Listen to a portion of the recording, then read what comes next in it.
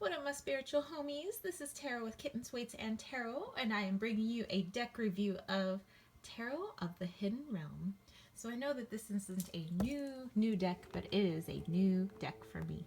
So this is by Barbara Moore and Julia Jeffrey. And as you can see already, it is in a beautiful box, and I believe that Llewellyn has been kind of fiddling with its boxes, and so I have gotten rid of a couple of my other Llewellyn boxes where they were just kind of flimsy and, you know, the cards were kind of rattling around inside.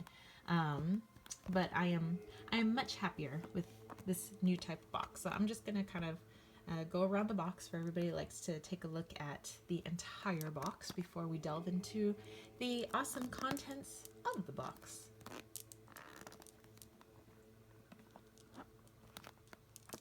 And then go on to the back.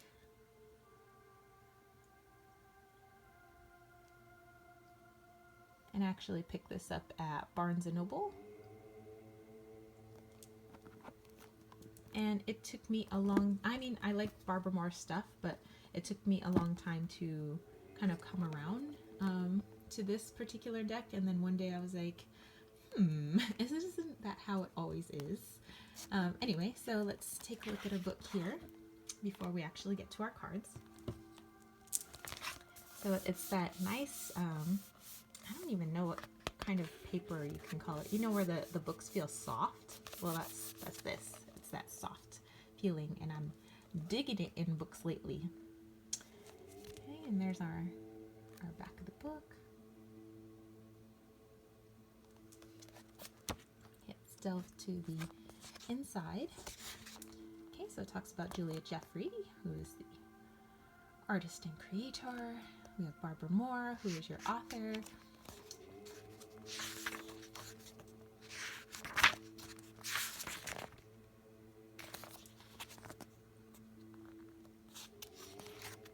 And we go straight into our table of contents here.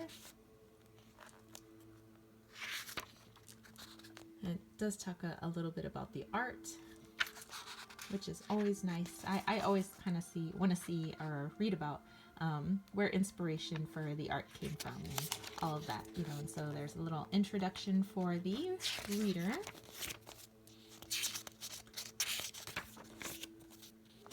And then we kind of go into some of the stuff we already know, like what is tarot, where did it come from, things like that. Things that are important in a reading, we kind of step-by-steps, shuffling, interpretations. All right, getting acquainted, major arcana.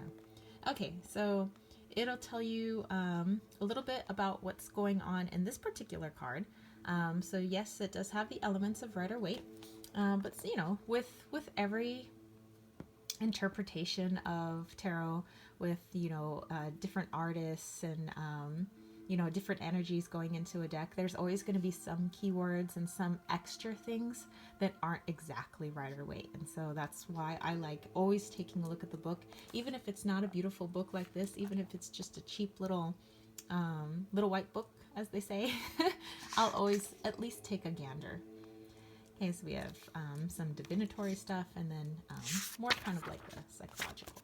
Okay, so just a little write-up about each card, and even going into the minors here, it does pretty much the same thing. Okay, and then as we get towards the back, part 3, dancing. Here we have some spreads for y'all.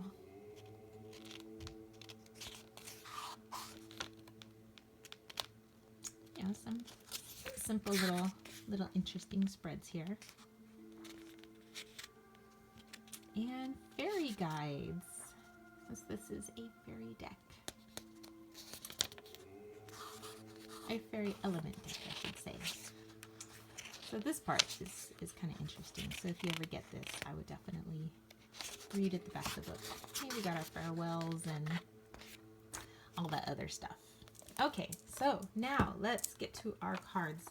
And I don't know if I got to show you, but on the inside, it's got the beautiful design, kind of. what's on the back of the cards here. So we just pull our little ribbon and take our cards out.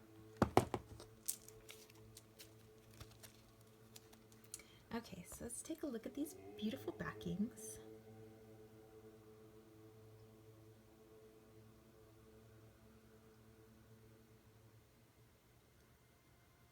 Okay, and it's, you know, your standard tarot size.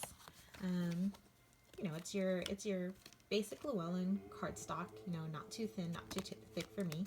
You know, I like it. I think it's perfect for shuffling. I think it's just right.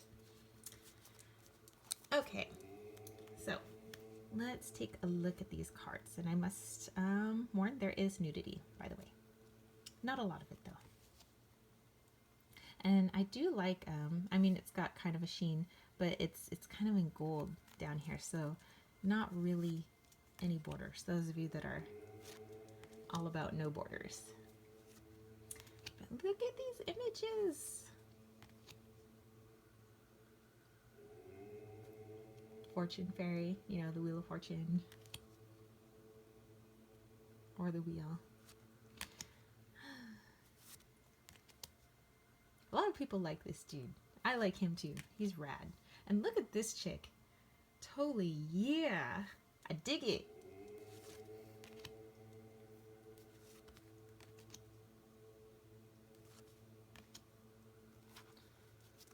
So, yeah, as I was looking at these images online, I was like, that's not really my style.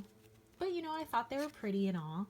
And then on, I had done an Instagram challenge back in December. And some of the people doing the challenge with me were using this deck. And so they were posting a lot of their images and just kind of seeing how people were working with it. All of a sudden I saw it was more than just searching images on Google, you know. It was really seeing how people were working with it, and I could feel the energy coming off the cards, and I was like, okay, whoa. Back up. Okay, I think there's something more here. I love this shadow dance, by the way. Freaking awesome. So yeah, as you can see, some of the cards have been renamed.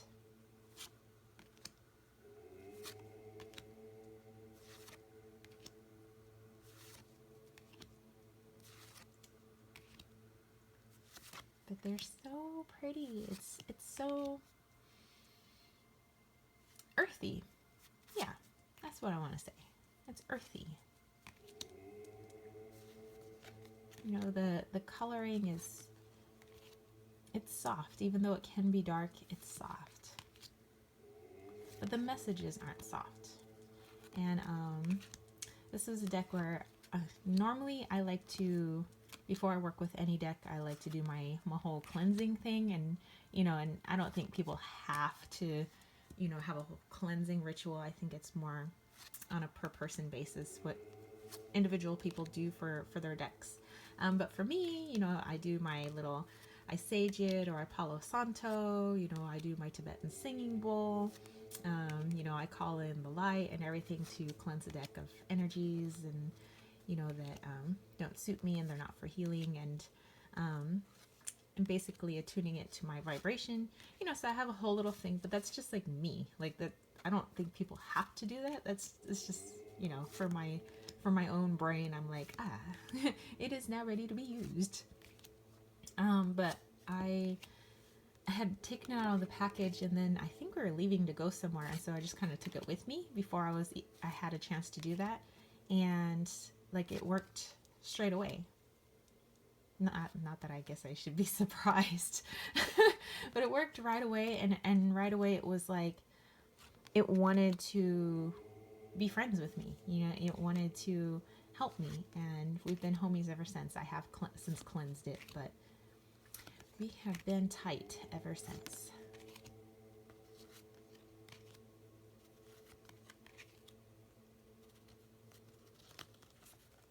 Something kind of 70s about this dude, I'm just saying.